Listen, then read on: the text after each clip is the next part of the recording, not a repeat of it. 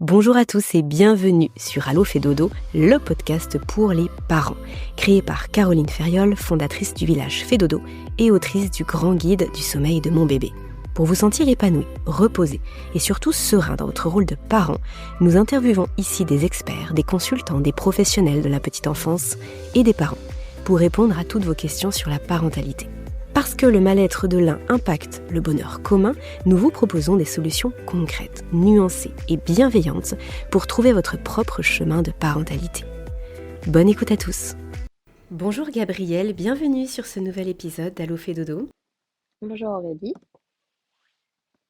Gabrielle, tu nous as contactés sur le podcast, tu nous as émis la possibilité de faire un sujet, de traiter le sujet du syndrome de Kiss, parce que tu es maman d'un petit garçon avec lequel tu as eu tout un parcours autour justement de ce syndrome de Kiss et tu as eu envie de le partager. Tu as connu Allo fait dodo via Fait Dodo parce que tu suivais un petit peu ce qui se passait autour du sommeil de bébé justement pour ton petit garçon et puis ça s'est résolu petit à petit. Et tu as vu qu'effectivement, on n'avait pas traité en long et en large ce fameux syndrome de Kiss. Et tu me disais justement en préparation de cet épisode qu'il y avait très peu de podcasts sur le sujet, qu'il y avait très peu d'émissions finalement sur le syndrome de Kiss, et que finalement c'était assez difficile pour les parents d'être informés de ce que c'est, des implications, puis de comment on peut gérer ça. Et donc tu as eu envie de nous partager ton histoire et ton témoignage autour de ça. Donc déjà, je te remercie pour la proposition et je te remercie de ce temps que tu nous accordes sur le podcast pour mettre un petit peu de lumière là-dessus. Est-ce que, Gabrielle, pour démarrer, tu veux nous expliquer qu'est-ce que le syndrome de Kiss tel que la plupart des parents peuvent le connaître, en avoir entendu parler, tel que toi, tu l'as découvert avant justement de creuser et d'aller plus loin. Oui, alors bon, moi je suis pas du tout médecin, ni ostéopathe, ni rien du tout, donc je vais le vulgariser complètement, probablement. De ce que moi j'en ai compris à l'époque et de ce que j'ai lu, parce qu'effectivement j'ai énormément lu, etc. sur le sujet, en fait, le syndrome de Kiss, c'est ce qu'on appelle c'est un blocage entre la première vertèbre cervicale et le crâne. Ce qui fait qu'en fait, les vertèbres, normalement, il est censé y avoir une mobilité et les bébés ou même les adultes, puisque c'est pas réservé qu'aux bébés qui ont un syndrome de Kiss, n'ont pas cette mobilité. Donc, c'est un blocage et qui va induire. Donc, alors, ils appellent ça trouble symétrie induit par les vertèbres cervicales. Voilà, c'est pas forcément très clair dit comme ça, mais en gros, c'est vraiment ce blocage entre le crâne et la première vertèbre cervicale et ça occasionne en fait énormément de tension musculaire, notamment chez les bébés qui sont atteints de ça. Alors ça porte le nom de syndrome. En soi, c'est pas vraiment un syndrome puisque c'est vraiment mécanique. Donc ça porte un nom qui peut faire peur et qui est mal adapté, je pense, parce que c'est pas réellement un syndrome au final. C'est vraiment un blocage mécanique tout simplement. Et qu'est-ce qui t'a fait penser à ça justement au tout début? Alors peut-être que tu vas nous expliquer aussi quelles sont les conséquences, qu'est-ce qui se passait pour ton petit garçon, qu'est-ce qui t'a amené à penser que ça pouvait être ce fameux syndrome de Kiss. Et puis, comment tu as cheminé petit à petit? Est-ce que tu as été soutenue par les différents professionnels que tu as sollicités à ce moment-là? Dans la mesure où c'est peu connu, il faudra que tu puisses nous partager un petit peu tout ça. Mais avant toute chose, comment ça se manifeste chez bébé? Alors en fait, donc moi, mon fils, il est né en 2019. C'est mon premier enfant, seul d'ailleurs, enfant. Quand il est né, première chose faite tout de suite, j'ai vu qu'il était tordu. Je ne sais pas comment le dire autrement, mais il avait vraiment le corps en banane, en C. Il avait la moitié du visage qui était, comment dire, qui semblait plus petite que l'autre moitié. Il avait un œil qui était tout le temps fermé. Donc ça, c'était vraiment à la naissance. Donc tout de suite, moi, je me suis alertée en me disant, il y a un souci. Et tout le monde m'a dit, mais non, c'est normal. Les enfants, au début, c'est un petit peu fripé. Il faut que ça se déplie, etc. Enfin, on m'a dit toutes sortes de choses. bon, quand même, moi, cet œil fermé, cette espèce de visage un peu plus petit d'un côté, c'était pas non plus une déformation, mais c'était comme si tout un côté de son visage était comprimé. En fait, c'était très bizarre. Et moi, ça m'a tout de suite, ça m'a tout de suite beaucoup alertée. Mais en même temps, voilà, j'étais jeune maman, c'était mon premier enfant, j'avais jamais vu de nouveau-né tout juste sorti du ventre, donc bon, j'ai fait confiance.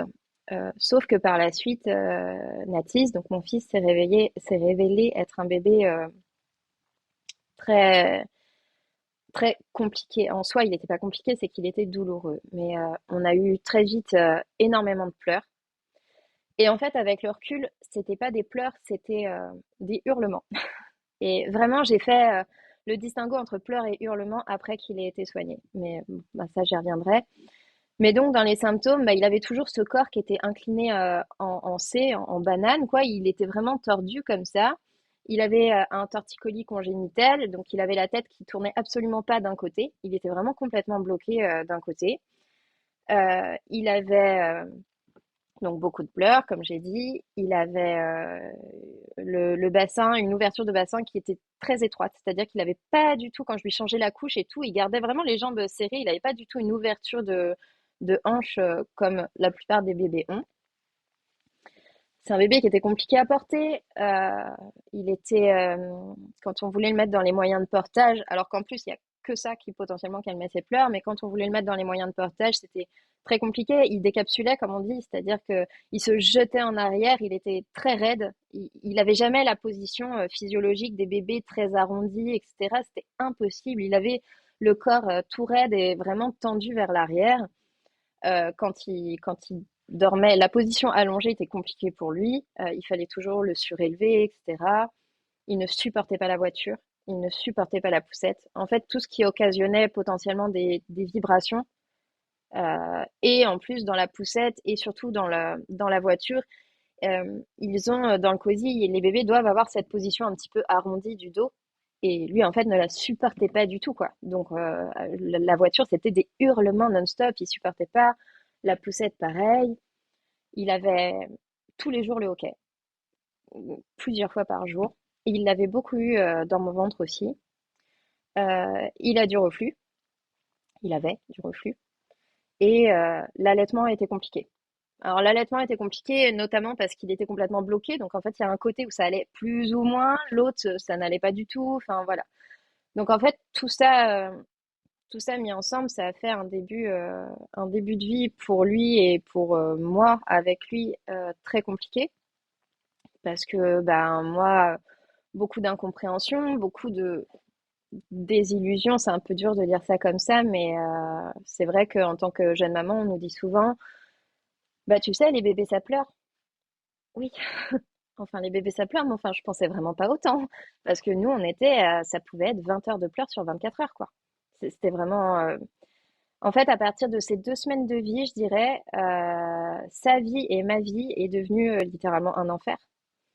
Je passais ma journée à essayer de calmer ses pleurs. La seule chose qui le calmait plus ou moins, c'était le portage.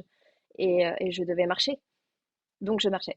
Je marchais, je marchais, je marchais, je marchais toute la journée avec un bébé hurlant dans l'écharpe, qui en plus ne se laissait pas faire dans l'écharpe. Et ça a vite été très compliqué à ce niveau-là, l'allaitement aussi. Voilà, donc j'ai vite compris qu'il y avait quelque chose qui allait pas. Sa pédiatre n'arrêtait pas de me dire mais il est tordu, il est tordu. Et parce qu'effectivement, il était tordu. Et je lui disais ben oui, mais enfin, à vous de me dire en fait, qu'est-ce qu'il a? Donc on a vite parlé du reflux. Moi, je me suis rendu compte seule qu'il avait un reflux interne. Donc la pédiatre l'a mis sous polysilane, qui est une petite pâte rose qu'on donne et puis Gaviscon aussi. Ça n'a strictement rien changé. On a voulu le mettre sous Inexium, qui est un produit qu'on donne aux enfants qui ont des reflux assez sévères, je crois. Sauf que moi, Natis, il avait pas encore 1 an, il avait peut-être 2 mois à ce moment-là, et j'ai refusé parce que à l'époque, j'avais lu énormément de choses comme quoi l'inexium pour les enfants de moins d'un an, c'était pas forcément hyper recommandé ou qu'il n'y avait pas vraiment eu d'études pour savoir. Et puis surtout, moi, je sentais que le problème était ailleurs. Je voulais pas juste mettre un pansement sur une jambe de bois. Hmm, bien sûr. Donc voilà, première piste médicale, on va dire, la pédiatre qui concrètement ne nous a pas aidés là-dessus. J'ai vite été voir un ostéopathe pédiatrique puisque c'était l'ostéopathe de la maternité. Il y a une question qui me vient là, Gabrielle, avant que tu continues justement. Ça me fait penser à ça parce que parfois on va voir l'ostéopathe assez rapidement si Mm. l'accouchement a été difficile pour la maman, pour le bébé. Est-ce que ça avait été ton cas ou est-ce que l'accouchement s'était très bien passé et du coup tu n'avais pas été spécialement creusé de ce côté-là à la base? Non, j'ai eu une grossesse plutôt facile. Par contre, j'ai été déclenchée. Mais j'ai quand même pu j'ai fait un accouchement en plateau technique avec ma sage-femme. Donc entièrement physio, sans péri. Natis, il est né dans l'eau, dans la baignoire, qu'on peut pas faire normalement, mais moi, il est quand même né dans l'eau. Non, l'accouchement s'est bien passé. En tout cas, pour lui, il n'y a pas eu de ventouse, de forceps ou quoi que ce soit. Il n'a pas eu besoin de manipulation. La poussée, cependant, était longue parce que, et ça, je l'ai su après, du coup, en fait, Natis était coincé dans mon ventre. Eh oui, Et d'accord. en fait, voilà, c'est probablement peut-être une des causes, on ne saura jamais, mais peut-être une des causes de son kiss. Il était coincé dans mon ventre. Donc effectivement, la poussée a été très longue. J'ai eu 45 minutes de poussée. Euh, mais à part ça, non, l'accouchement s'est quand même relativement bien passé. Ok, d'accord, oui. Donc c'est pour ça que finalement la case ostéo, elle est arrivée un petit peu plus tard. Elle n'est pas arrivée au bout de 15 jours parce que c'est peut-être pas la première chose qui t'avait Si, été si, conseillée en fait. l'ostéo, je suis allée le voir quand même assez rapidement. Je pense moins de 15 jours après l'accouchement parce qu'il était Ah, tordu. d'accord. Ah, Il d'accord. Et était, donc là, ce que tu nous expliquais, c'était après. C'est-à-dire que tu y es retourné, tu as exploré peut-être avec une autre Mais en fait, personne ou... j'ai exploré la pédiatre et l'ostéopathe et la kiné, je vais y venir après, mais tout en parallèle, parce que moi, je voyais bien que physiquement, il y avait un problème. Et puis, bah voilà, pour le reflux, on dit aussi que l'ostéopathie peut aider, etc. Enfin, donc, on a très vite fait des séances d'ostéopathie avec donc l'ostéopathe de la maternité. Et honnêtement, je voyais vraiment aucun changement. Alors, je dis pas qu'il n'était pas compétent. Honnêtement, j'en sais rien au final. Je dis juste que j'ai fait 5 séances entre sa naissance, donc à peu près entre ses 15 jours et ses 2 mois. Je pense qu'on a dû faire 5 séances d'ostéopathie qui n'ont vraiment rien changé. L'ostéopathe nous a très vite orientés vers une kiné. Donc, j'ai cherché, je me suis beaucoup renseignée pour choisir une bonne kiné, recommandée dans mon secteur, etc., recommandée pour les enfants, etc. Je suis allée en voir une donc qui était vraiment un peu le top du top dans mon coin, quoi. Donc, la kiné a tout de suite remarqué effectivement tous les blocages que Natis avait. Donc, elle m'a euh, elle m'a parlé de torticolis congénitale comme la pédiatre. En fait, tout le monde me parlait de torticolis congénitale. Sauf que pour moi, il n'y avait pas que le cou qui n'allait pas. Mais bon, enfin, moi, les médecins me disent ça, donc bon, bah ok, il a un torticolis congénital, allons-y, soignons-le, quoi. Et donc la kiné me parle aussi de torticolis congénital et elle me fait mettre des cales, des espèces de cales euh, partout dans sa poussette, dans son lit et même dans le sling pour l'empêcher en fait de mettre sa tête de son côté antalgique et le forcer, enfin pas le forcer mais l'encourager, on va dire, à mettre sa tête de l'autre côté. Alors pareil, j'avais des exercices à faire, essayer de lui faire suivre quelque chose des yeux pour l'emmener à amener sa tête de l'autre côté, etc. Euh, mais en fait, il n'y arrivait pas, il était bloqué. Donc j'ai commencé les séances de kiné. Quand j'étais pas en séance, la kiné me disait donc de mettre des cales un petit peu partout pour le forcer à mettre sa tête de l'autre côté. Non seulement ça ne marchait absolument pas, mais en fait, Natis, il a commencé à devenir de plus en plus douloureux. Et un jour, je suis arrivée chez la kiné, dans la salle d'attente. Natis était mais en hurlement vraiment inconsolable. Je tentais tout, tous les jokers que j'avais commencé à, à connaître un petit peu, et rien ne marchait à tel point que la kiné est sortie de sa séance, la séance de la personne avant moi, en fait. Elle est sortie, elle est venue dans la salle d'attente, elle m'a dit, mais qu'est-ce qui se passe? Et là, je me suis un peu énervée et je lui ai dit, bah, c'est à vous de me dire ce qui se passe, quoi. Moi, je fais tout ce que vous me dites faire, j'applique à la lettre et ça va de pire en pire, en fait. Donc, on en a discuté, elle et moi. Je lui ai dit, moi, je ne veux plus. Je ne veux plus mettre de cale et le forcer à mettre sa tête de l'autre côté. Tant qu'il n'est pas débloqué, il est bloqué. Ça lui fait mal, je le ressens. Donc, elle m'a dit, bon, bah, ok, on va arrêter, etc. Mais entre guillemets, enfin, le mal était fait. Et là, j'ai commencé à beaucoup me renseigner et je suis tombée sur, en tapant ces symptômes, en fait, tout simplement, dans Google, je suis tombée sur le syndrome de Kiss.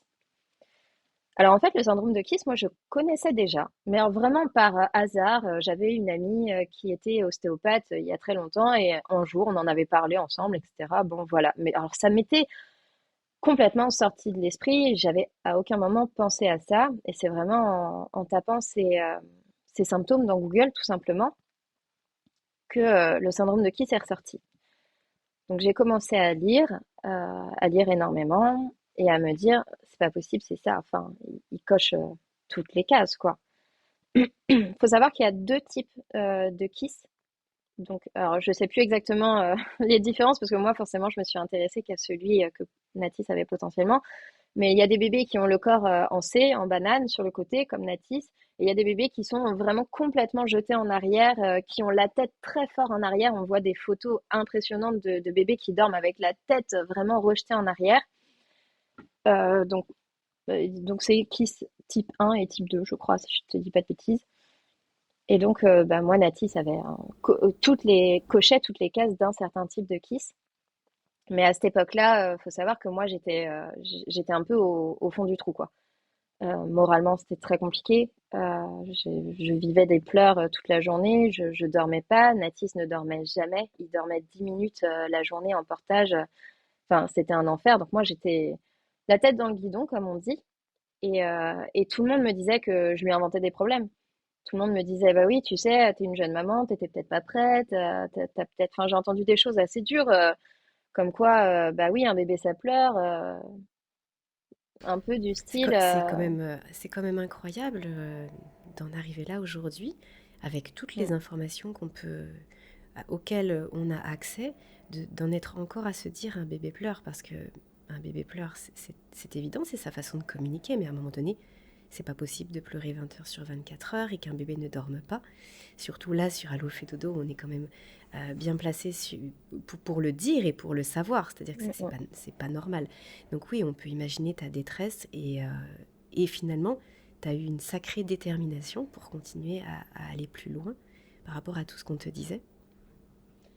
Ouais, ben, en fait, c'est vraiment ça, c'est que j'avais vraiment l'impression d'alerter tout le monde et de dire à tout le monde, il y a quelque chose qui va pas, il y a quelque chose qui va pas. Et soit on me disait, oui, il y a quelque chose qui va pas. Et voilà, comme la pédiatre qui m'avait dit, bah oui, il est tordu, mais sans m'apporter de solution. Ou alors, bah voilà, les autres personnes me disaient que je lui inventais des problèmes et que j'étais jeune maman et que je savais pas ce que c'était et que j'étais pas forcément bien préparée, etc. Donc, en fait, c'était même pas de me prendre ces réflexions-là qui étaient dures parce qu'au final, c'était vrai. J'étais jeune maman et effectivement, je savais pas trop ce que c'était qu'un bébé avant d'en avoir un moi-même. Mais c'est surtout que je sentais, et c'est là que j'ai compris ce qu'on dit sur l'instinct maternel. L'instinct maternel, pour moi, c'est pas forcément d'aimer tout de suite de façon inconditionnelle son enfant, etc. L'instinct maternel, en tout cas chez moi, ça a été de savoir tout de suite quand quelque chose n'allait pas. Juste en le regardant, de savoir, c'est pas un rhume, c'est pas un petit torticolis, c'est pas, il y a quelque chose. Et je voudrais que quelqu'un m'entende, mais personne ne voulait entendre qu'il y avait un problème. Et on venait de déménager dans une nouvelle région, j'étais assez seule, j'avais pas de famille dans le coin, etc. Mon conjoint, il travaillait beaucoup. Il n'a pas forcément. Je pense que lui aussi a eu une désillusion en fait et il a un peu fui dans le travail parce que être à la maison avec un bébé qui hurlait, c'était pas très fun. Hein, donc j'étais vraiment très seule et je me suis très vite retrouvée très seule à tourner en rond et à me dire il y a un problème et je sais pas quoi faire. Et donc, je me suis retrouvée avec cette liste de symptômes sur Google, à lire des pages entières, des forums entiers sur le forum de Kiss et à me dire, c'est pas possible, c'est ça. Mais on me disait tellement que je lui inventais des problèmes, voilà, tout ce genre de choses, que je me suis dit, bon, attends, garde la tête froide, Gabrielle, enfin, autant que possible en tout cas. J'ai écrit la liste de symptômes qui correspondaient au syndrome de Kiss et je me suis dit, je vais les lire à mon conjoint. Parce que lui, il avait beaucoup moins la tête dans le guidon que moi, étant donné qu'il s'en occupait beaucoup moins. Il était plus au travail, donc il voyait pas vraiment toutes ces difficultés de la journée, etc. Et c'est quelqu'un qui est plutôt chill, voilà, qui est pas du tout stressé, angoissé. Je suis venue, je lui ai dit, ne dis rien, je vais te lire une liste, euh, juste écoute. Et je lui ai lu la liste des symptômes. Et au fur et à mesure que je donnais la liste de symptômes, je voyais que ses sourcils se fronçaient, il se concentrait un peu plus, il semblait tiquer un petit peu. Et voilà, j'ai rien dit de plus. Et de lui-même, il m'a dit, Hmm, c'est vrai que ça y ressemble quand même. Et là, je me suis dit, ok, Gabriel, tu lui inventes pas de problème. En fait, si lui dit ça, lui qui était beaucoup plus détaché de la situation que moi finalement, ça paraît un peu horrible de dire ça parce que c'était le papa, mais vraiment il travaillait énormément, il lançait sa boîte, enfin donc il avait vraiment pas le ressenti quotidien que moi je pouvais avoir. Et là je me suis dit ok, euh, c'est ça, je me fais pas d'illusions, je vais en parler à l'ostéopathe, donc l'ostéopathe de la maternité. Je lui en parle et alors là qu'est-ce que j'avais pas fait? Il est monté au créneau tout de suite en me disant ah là là, ne faites pas ça. Les gens qui soignent le soi-disant syndrome de Kiss, ce sont des charlatans qui profitent de la détresse des parents. Ne faites surtout pas ça. Vous allez rendre votre enfant tétraplégique. Non, non, si vous voulez, j'ai des contacts à l'hôpital Necker à Paris. Moi, je vis en Normandie. Si vous voulez, je vous envoie là-bas. Alors, moi, deux freins. Le premier, de me dire, waouh, c'est super dur ce qu'il vient de me dire. Et le deuxième, de me dire, mais pourquoi aujourd'hui il me propose d'envoyer mon fils à l'hôpital Necker, alors que depuis le début, je suis suivie par lui. À aucun moment, il m'a alerté en me disant, bon, bah, effectivement, il y a un problème que moi, j'arrive pas à traiter. Hmm. Et alors, pourquoi il parlait de tétraplégie, pardon, parce que Mm. quelles étaient les solutions qui étaient apportées avec justement tous ces symptômes-là qui correspondaient au syndrome de Kiss? Quelles étaient les solutions qui étaient proposées et pourquoi ça lui a fait aussi peur finalement? En fait, le syndrome de Kiss, s'il est autant décrié, je pense, en France, c'est parce que le seul moyen, en tout cas à ma connaissance, encore une fois, je suis pas médecin, je suis pas ostéo, de débloquer, d'enlever ce fameux blocage, c'est une manipulation qui consiste en ce que les ostéopathes appellent un trust, je crois. Et donc, alors, quand on entend trust, on pense tout de suite à un gros craquage, etc. En fait, pas du tout. Enfin, du coup, moi, pour l'avoir vu et vécu maintenant, c'est vraiment une toute petite manipulation, tac tac, avec la tête du bébé. Mais ça, en fait, déontologiquement, les ostéopathes, ils sont pas du tout d'accord pour manipuler les cervicales d'un tout petit. Ce qui s'entend en soi. Mais il faut savoir, j'avance un peu dans l'histoire, mais il faut savoir que le centre où je suis allée, le centre Kiss de Paris, ce sont des ostéopathes. Il y a, c'est une, comment dire, c'est une manipulation à quatre mains. Il y a un ostéopathe et un médecin ostéopathe.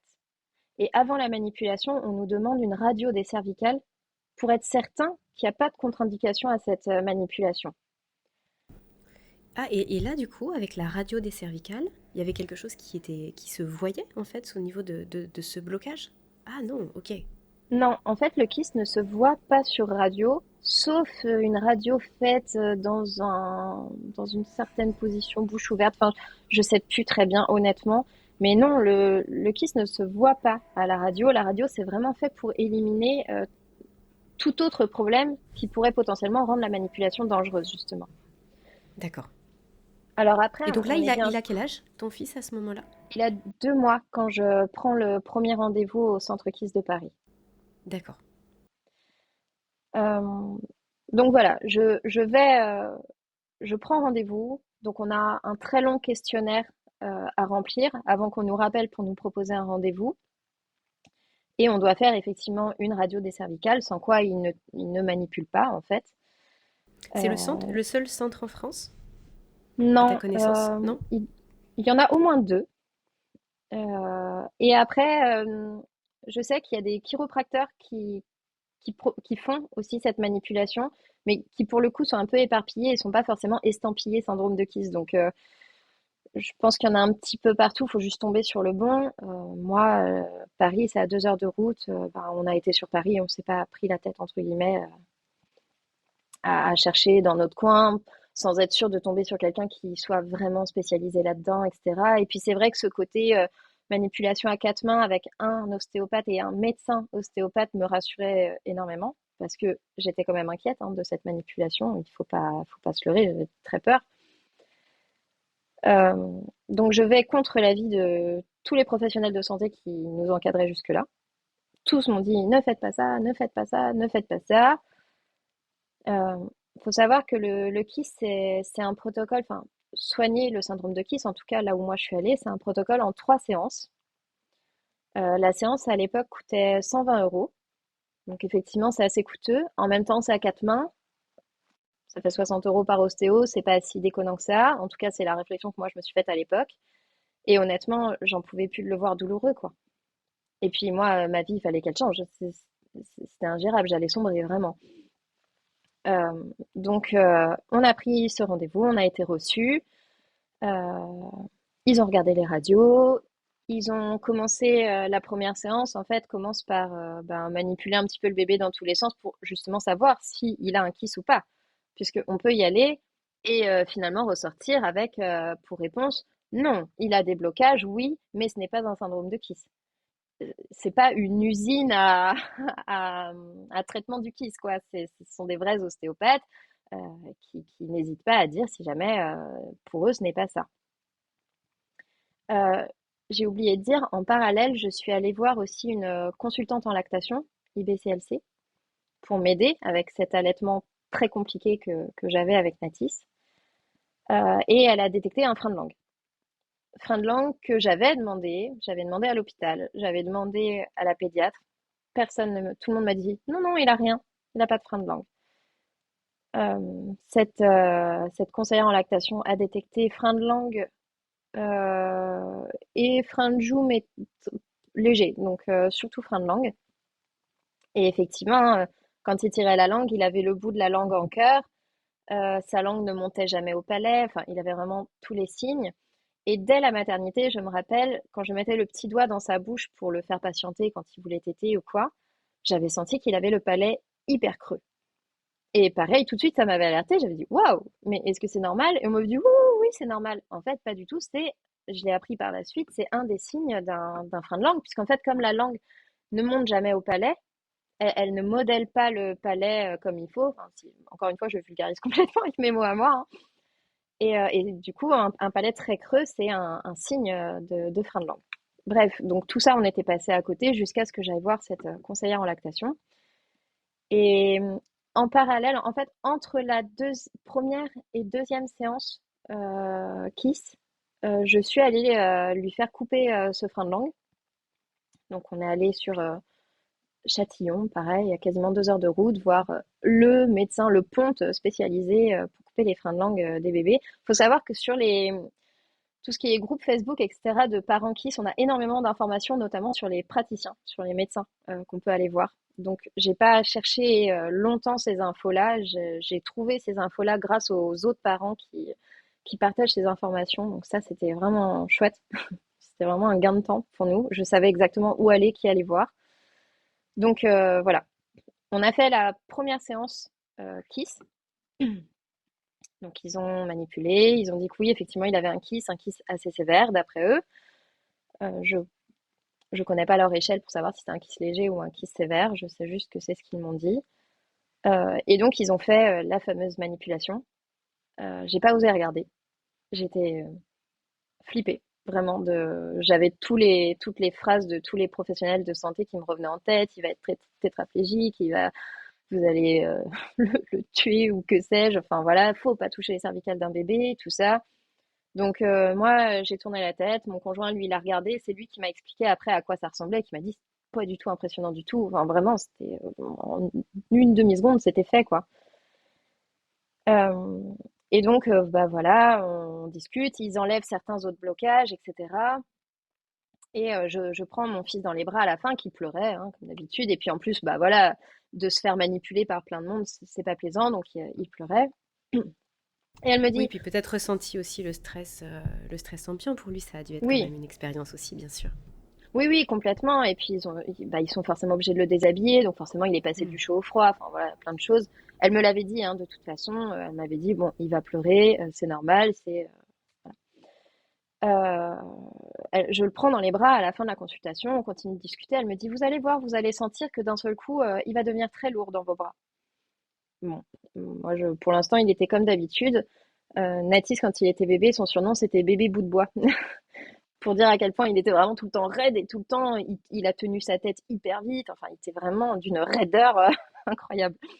Et donc, bah, moi, j'avais toujours mon petit bébé bout de bois dans les bras. Et au fur et à mesure qu'on parlait, et à un moment, j'ai senti littéralement 2 kilos de plus dans mes bras. J'ai senti mon fils s'affaisser d'un coup d'un seul et s'arrondir pour la première fois de sa vie. Et, ah, et il s'est endormi. Et ça n'arrivait jamais, hein. Donc je pense vraiment beaucoup de Incroyable. fatigue de la séance, Mm. etc. Alors la première séance n'a pas été miraculeuse pour autant. On est rentré à la maison, on avait toujours des pleurs en voiture, etc. Mais par contre, au niveau d'un point de vue uniquement physique, on va dire, cette séance, elle a tout changé.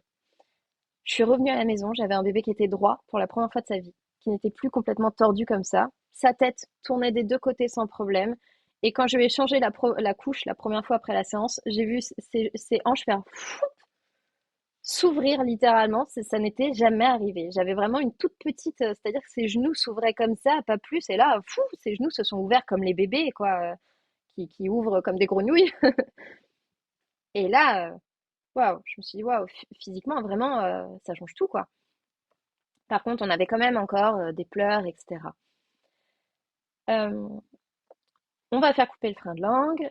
Après, on fait la deuxième séance. Alors, je me rappelle plus exactement combien de temps entre chaque séance, mais je pense qu'il y avait bien 3 semaines entre chaque séance Kiss, avec à chaque fois ce qu'ils appellent un effet rebond. C'est-à-dire que la semaine qui suit la séance, on nous prévient que potentiellement les symptômes peuvent être pires. Ils peuvent s'empirer pour ensuite aller mieux. Alors bon, j'ai envie de dire pire de toute façon, est-ce que c'était vraiment possible?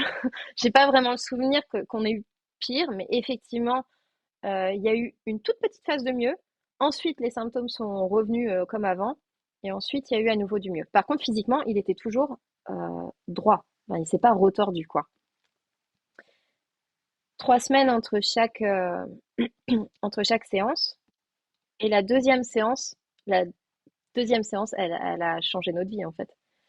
Je suis arrivée avec un bébé qui pleurait en voiture, hein, comme d'habitude. On est, on fait la séance, donc ils le manipulent, ils disent, ah oui, oui, c'était encore bloqué. Donc ils refont pas la manipulation pour autant, mais juste il y avait encore énormément de tension en fait. Donc ça a été vraiment d'enlever la première séance. Ils ont fait la fameuse manipulation pour tout débloquer. La deuxième séance, en fait, ils ont vraiment retiré toutes les tensions euh, dans tout son corps finalement qui, euh, qui avaient été occasionnées par ce fameux blocage, quoi. Et là, je suis rentrée avec un bébé qui a dormi en voiture. Première fois de sa vie. Il avait donc 3 mois à ce moment-là. Première fois de sa vie qu'il dormait en voiture. Et en fait, ça a été radical. Il y a eu la vie avant la deuxième séance et la vie après la deuxième séance. C'est-à-dire que j'ai eu un bébé qui n'a plus jamais hurlé de sa vie. Il a pleuré quand il avait besoin, quand il avait faim ou sommeil ou que sais-je, chaud, froid, enfin voilà. Mais il a pleuré, il n'a pas hurlé sans savoir pourquoi. Il s'est mis à Mm. dormir en poussette alors que je pouvais même pas le promener dans la poussette. Là, il s'est mis à dormir en poussette, même sur des chemins caillouteux qui secouaient et tout ça, des choses qui étaient intenables pour lui avant. Là, limite, il adorait. Il s'est mis à ne plus hurler en voiture et même à dormir en voiture. Enfin, vraiment, tout a changé, quoi. Et on a quand même fait la troisième séance. La troisième séance, c'est pareil pour continuer un petit peu à enlever des tensions qui peuvent persister longtemps. Mais bon, c'était presque une formalité, quoi. Et le reflux s'est calmé petit à petit à partir de la deuxième séance aussi. Ça a mis plus de temps. Je pense que le reflux a commencé à vraiment partir. Il devait avoir 5 6 mois. Mais par contre, j'ai vu une nette diminution, quoi. Il avait une plagiocéphalie, un début de plagiocéphalie en tout cas. Et forcément, à force d'avoir la tête toujours du même côté, ça, même Bah oui, si bien au final sûr. il n'était jamais Mm. posé, parce que je ne pouvais pas le poser, donc voilà. Mais la plagiocéphalie était due en fait justement à toutes ces tensions qui tiraient, je sais Mm. pas comment dire, mais ça tirait les plaques du crâne en fait. La plagiocéphalie s'est améliorée, son visage s'est amélioré parce qu'il avait toujours les tensions de visage qui faisaient qu'on avait l'impression d'une moitié de visage vraiment crispée ou plus petite que l'autre. Son œil a commencé à être aussi ouvert que l'autre. Il avait la trace de l'épaule, je sais pas comment dire, mais en fait sur sa joue, il avait la trace de l'épaule. Donc il avait je sais pas vraiment comment dire, mais il avait la bouche un petit peu tordue comme ça. Tout s'est remis en place après la deuxième séance. Alors ça n'avait pas été miraculeux en 2 jours, mais je vais dire le mois ou les 2 mois qui ont suivi cette séance-là, tout, que ce soit physiquement ou au niveau comportement, on va dire, tout s'est remis en place. Incroyable. Incroyable dans le sens extraordinaire, bien sûr. Complètement. Euh, Toi, en tant que maman, à ce moment-là, qu'est-ce qui se passe pour toi? Moi, ça a été plus compliqué parce qu'en fait, je pense que je tenais vraiment sur mes nerfs. Et ce que tu disais tout à l'heure, que j'avais été déterminée et tout ça, oui, on peut dire ça, j'étais déterminée parce que d'autant plus que personne ne m'écoutait en fait. Donc je me suis dit, si c'est pas moi qui me bouge, personne va le faire en fait. Il va rester tordu, il va rester à hurler. Et puis à la fois pour lui, c'est pas possible, et à la fois pour moi, c'est pas possible. Enfin, c'est un peu fort, mais à l'époque, c'était vraiment ce que j'avais dans la tête, c'était je vais mourir en fait. Je peux pas vivre comme Mm. ça. Quand il hurlait en voiture, et j'ai eu des fois je me suis dit, on va avoir un accident. J'osais plus aller nulle part avec lui parce que je me disais, je vais avoir un accident, je suis trop fatiguée. Et ces hurlements, et j'ai compris pourquoi il y avait autant de prévention sur le syndrome du bébé secoué. J'étais arrivée à un tel état d'épuisement et je ne supportais plus les pleurs, en fait. Je ne pouvais plus. Je ne pouvais plus. Les rares fois où j'arrivais quand mon conjoint était là, à partir 5 10 minutes, prendre l'air dans mon jardin ou quoi, j'entendais encore des pleurs dans ma tête. Ils étaient vraiment dans ma tête, quoi. C'était pas des vrais pleurs, mais du coup, j'arrivais même plus à dissocier les vrais défauts. Enfin, vraiment, j'entendais hurler tout le temps, que ce soit dans ma tête ou en vrai. J'en pouvais plus. Mais j'avais tenu sur les nerfs, on va dire, et en fait, donc il a été vraiment complètement traité, soigné de ce kiss vers 4 mois. Et moi, à partir de 6 mois, de ces 6 mois, j'ai complètement plongé. Donc j'ai fait une bonne dépression postpartum, avec vraiment des idées noires, etc. J'ai fait l'erreur de pas trop me faire suivre. J'ai moins osé pousser des portes que pour le kiss de Natis. Et puis encore une fois, voilà, j'étais très seule, j'avais pas de famille autour, et puis pas forcément. Enfin, je vais pas dire qu'ils étaient pas compréhensifs, c'est pas ça, mais c'est que vraiment je n'osais pas le dire en fait. Je m'étais tellement pris dans les dents que oui, bah tu savais pas ce que c'était qu'un bébé, etc. Que je me suis dit si en plus maintenant je leur dis que moi je vais pas bien, tout le monde va se dire bah en fait j'étais peut-être pas faite pour avoir un enfant quoi. Donc j'ai vraiment beaucoup gardé pour moi. Et puis je pense que je me suis pas trop rendu compte aussi au début que je sombrais autant. Et j'ai mis bien un an et demi à sortir la tête de l'eau. Et même après ça, ça fait que depuis que Natis doit avoir 3 4 ans que, que je n'ai plus une angoisse énorme qui arrive dès que j'entends un bébé pleurer ou même quand Natis pleure.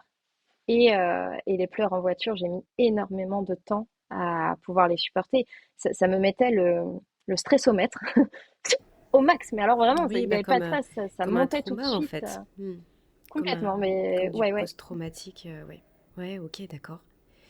Euh, Comment ça se passe du coup pour toi après par rapport aux différents professionnels de santé que tu peux aller revoir pour ton fils de façon, enfin pour les rendez-vous assez classiques. Est-ce que, du coup, tu en parles, tu dis ce qui s'est passé. Est-ce que là, tu es entendu sur le fait que c'était nécessaire et que ça l'a vraiment aidé, et que ça vous a aidé? J'ai changé tous les pros qui nous entouraient déjà, parce qu'ils continuent à avoir un suivi ostéopathe, etc. Bien sûr. J'ai changé de médecin. Euh, j'ai pris une médecin généraliste qui était très bien, très compréhensive avec les enfants et que j'ai trouvé finalement beaucoup plus à l'écoute que la pédiatre de l'époque. Je n'ai pas forcément parlé du KISS. Par contre, sa nouvelle ostéopathe, je lui en ai parlé et elle était tout à fait ouverte sur la question. Elle connaissait et du coup, voilà, elle connaissait aussi toutes les angoisses que j'ai pu avoir quant à sa nuque. Euh, Parce que bah voilà, moi Natis, quand il a commencé à marcher, par exemple, dès qu'il se cassait la figure, j'avais qu'une angoisse, c'était qu'il se rebloque. Donc Hmm. j'ai été très longtemps un peu comme Parce qu'on ça t'avait sur dit que les c'était possible. chutes. C'est On t'avait dit que possible, c'était possible de se rebloquer. Ah, d'accord, oui, ok. c'est possible. Ça peut être possible. Alors, j'ai pas, encore une fois, j'ai pas de source scientifique, mais on dit qu'il est possible de se rebloquer soit sur une mauvaise chute, soit éventuellement, par exemple, avec une très forte fièvre, ou voilà. Encore une fois, Ah, je des suis pas tremblements en fait, médecin, d'accord. D'accord. voilà. Donc je sais pas la part de vrai, de faux dedans, mais c'est vrai que moi à l'époque, je cherchais pas à savoir ce qui était vrai, ce qui était faux. Je voulais juste pas qu'il se rebloque. Donc Hmm, dès bien qu'il sûr. tombait, j'étais un petit peu comme ça, et donc le fait que l'ostéopathe soit hyper à l'écoute là-dessus. Parce qu'à chaque fois, je lui disais, on peut vérifier sa nuque, on peut vérifier sa nuque, on peut vérifier les cervicales. Et, euh, et elle était vraiment, il a toujours la même d'ailleurs aujourd'hui, il a 5 ans, hein, donc, elle était très compréhensive là-dessus et ce suivi s'est très bien passé. Je l'ai remmené au centre KISS après la marche. C'est une recommandation en fait. Une fois que les enfants marchent, on attend qu'ils marchent vraiment, qu'ils n'en soient pas aux prémices. Et il est recommandé de les ramener pour faire un contrôle parce que justement, il peut y avoir eu plusieurs chutes, etc. Et donc, je l'ai ramené, tout allait très bien. Et ce jour-là, je me rappelle la médecin ostéopathe qui l'avait traité, avec qui on avait eu toutes les séances, qui l'a revu donc après la marche. Quand elle m'a dit bon bah c'est bon, tout va très bien, etc. Elle m'a regardé droit dans les yeux, elle m'a dit le kiss est derrière vous maintenant. Et elle m'a pris dans ses bras. Je suis toute émue de leur parler parce que je crois qu'à l'époque j'avais dû fondre en larmes et elle était hyper bienveillante en fait et je pense qu'elle savait vraiment, elle sait forcément par quoi ses parents passent, donc je pense qu'elle voit des parents au bout de leur vie toute la journée et en fait elle a vraiment posé ces mots et je pense que j'en avais hyper besoin quoi. Et c'est à peu près le moment où j'ai commencé un petit peu à sortir la tête de l'eau au niveau de la dépression postpartum. Alors je dis pas que c'est grâce à elle, c'est vraiment un ensemble, mais le fait qu'elle pose ces mots à ce moment-là, ça m'a fait Hmm. énormément de bien. Oui, que tu te sentes entendu dans ce que tu avais vécu et le fait que c'était derrière. Bien sûr. Oui, c'est ça qu'elle me dise, il est derrière vous et enfin, parce que j'avais toujours cette angoisse, même s'il allait mieux, il grandissait, il était devenu euh, même plutôt facile comme enfant. Mais moi, j'ai gardé, oui, ça m'a fait un trauma, je pense. J'ai gardé vraiment cette angoisse des pleurs, cette angoisse de la chute, cette angoisse, une énorme angoisse par rapport à ça, quoi. Et tu as partagé ton témoignage sur justement, là tu parlais des groupes des parents, des bébés qui ont le KISS. Est-ce que tu as partagé ton témoignage? Est-ce que tu as lu d'autres témoignages qui étaient similaires à celui que toi tu nous fais là aujourd'hui? Il y a énormément de témoignages similaires, malheureusement. Il y en a même des pires. Il y a des parents qui connaissent ce syndrome et qui font soigner leurs enfants. L'enfant a 2 ans. Et ils ont vécu 2 ans de cauchemar, quoi. Oui, je suis encore aujourd'hui sur ces groupes Facebook et j'essaye de prendre le temps de répondre quand les gens demandent un avis sur ce centre ou demandent comment se déroule une séance, etc. J'essaye toujours de prendre le temps de répondre. Ça m'est arrivé de parler en message privé avec des mamans que je connaissais pas, mais parce qu'elles étaient hyper inquiètes, elles voulaient savoir si c'était exactement ça que leur fils avait. Elles me demandaient justement de comparer les symptômes de leur enfant avec le mien, par exemple, etc. Et j'essaye toujours de prendre le temps. Alors évidemment, je suis pas tous les jours à répondre à ce genre de parents, mais j'ai essayé à mon niveau, on va dire, de faire une petite prévention ou en tout cas d'en parler. Et c'est aussi pour ça que, que je te remercie qu'on puisse en parler aujourd'hui parce que, mis à part ces groupes de parents qui, heureusement, sont là, le reste du temps, on n'est pas vraiment écouté, quoi. Je ne sais pas pourquoi, parce que en Allemagne, par exemple, ce syndrome est très reconnu, parfaitement reconnu. Et je ne sais pas pourquoi en France, il y a autant de blocages. Je ne sais pas. En tout cas, Gabriel, ton témoignage, il aura vraiment permis peut-être à certains parents de se poser des questions, de pouvoir poser des questions autour d'eux, parce que bien sûr que là, tout ce que tu viens de nous partager, c'est ton histoire, c'est l'histoire Mm. de ton fils, de votre famille. C'est bien sûr pas forcément quelque chose qui se réplique à toutes les personnes là qui peuvent avoir un bébé qui pleure ou un bébé douloureux. Il faut vraiment faire la part des choses et puis se dire, ok, en tout cas, ça peut exister, ça vaut le coup de se renseigner. C'est important de savoir qu'il y a des centres qui peuvent proposer ça. C'est important de pouvoir en parler aux professionnels de santé aussi qui entourent chaque famille, parce que chaque professionnel de santé, et toi tu l'as vécu du coup après en changeant, ne va pas apporter le même regard, ne va pas apporter le même soutien non plus. Donc c'est important de pouvoir venir, j'ai envie de dire en tant que parent, je pense que c'est important de venir avec pas mal d'informations assez éclairées pour pouvoir justement avoir cette possibilité d'échange avec le professionnel de santé et voir quelles peuvent être éventuellement les limites. Mais bien sûr que là, ce podcast, il n'a pas vocation ni à faire peur aux parents, bien sûr, en disant que c'est forcément ça, si bébé pleure ou si bébé peut avoir des tensions au niveau cervical, ni à remettre en cause chaque parole des professionnels de santé, mais en tout cas, c'est un témoignage pour dire c'est possible, ça existe, et effectivement, un bébé qui hurle 20h sur 24, non, c'est pas normal, les bébés, ils pleurent, mais ils n'hurlent pas, comme tu le disais, et je trouve que ton témoignage, il est à la fois très poignant, et il est à la fois important d'être partagé, et donc on est ravis d'avoir pu le faire là sur Allo fait dodo aujourd'hui. Oui, je te rejoins complètement. C'est pas, et je le dis d'ailleurs souvent aux parents qui viennent me demander mon avis, etc. Je dis, c'est pas parce qu'il pleure beaucoup que c'est un kiss. C'est pas parce qu'il a du reflux que c'est un kiss. C'est pas, même pas parce qu'il tourne pas la tête d'un côté que c'est un kiss. Effectivement, tu fais bien de le préciser. Il faut pas non plus crier au kiss partout, parce que heureusement, je pense que ça reste quand même une minorité d'enfants et de bébés. Mais c'est vrai que je pense que le plus important, c'est de trouver des professionnels de santé qui nous écoutent, avec qui on se sent en confiance, ce qui n'était pas mon cas. Et puis de se faire confiance aussi quelque part, même si on est une jeune maman, que c'est son premier enfant. Il y a des fois, on sent des choses, on le sait, et faut oser dire je sais qu'il y a quelque chose qui va pas, écoutez-moi. Hmm, Et c'est ça qui est difficile, oui, je pense. bien sûr. Merci beaucoup, Gabrielle, pour ton témoignage. On le rappelle, toi, tu es une maman d'un petit garçon qui a 5 ans aujourd'hui. Tu n'es pas médecin, tu n'es pas ostéopathe, tu ne Non. viens pas poser des dogmes ou dire des choses qui ne relèveraient pas de ton domaine de compétences. Tu partages ton expérience de maman et ce sera pris en tant que tel. Et merci beaucoup d'avoir pris ce temps pour partager tout ça.